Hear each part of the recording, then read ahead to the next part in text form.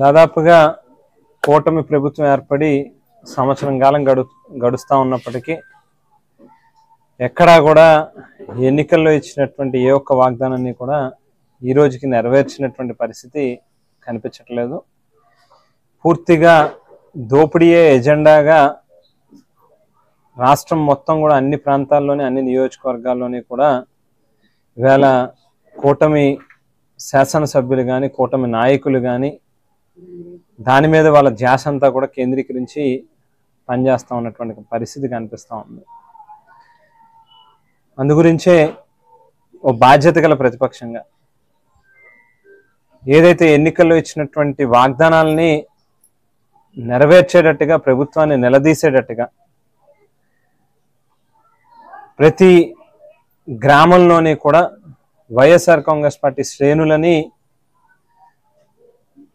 వాళ్ళలో ఉత్సాహాన్ని నింపి ప్రభుత్వం చేస్తూ ఉన్నటువంటి తప్పుల్ని నిలదీసేటట్టుగా అందరినీ మరొకసారి సమాయత్తం చేసేటటువంటి కార్యక్రమం చేస్తూ ఉన్నాం.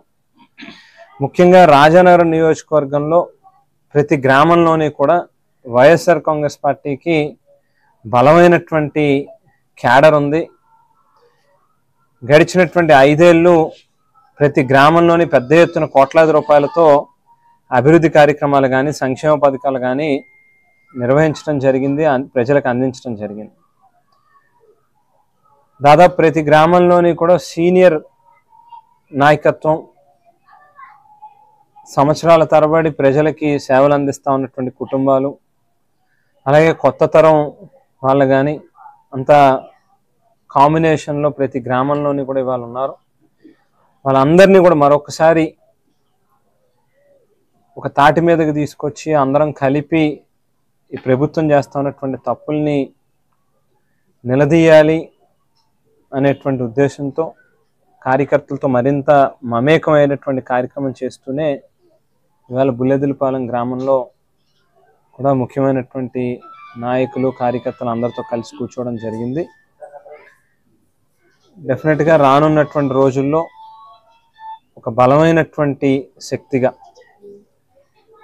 ఈ నియోజకవర్గంలో కానీ రాష్ట్రంలో కానీ వైఎస్ఆర్ కాంగ్రెస్ పార్టీ ఎదగబోతూ ఉంది అని చెప్పి తెలియజేస్తూ క్యాడర్ని అందరినీ కలుపుకుని ప్రభుత్వం చేస్తూ ఉన్నటువంటి తప్పులను నిలదీస్తామని చెప్పి తెలియజేస్తూ సెలవు తీసుకుంటాం.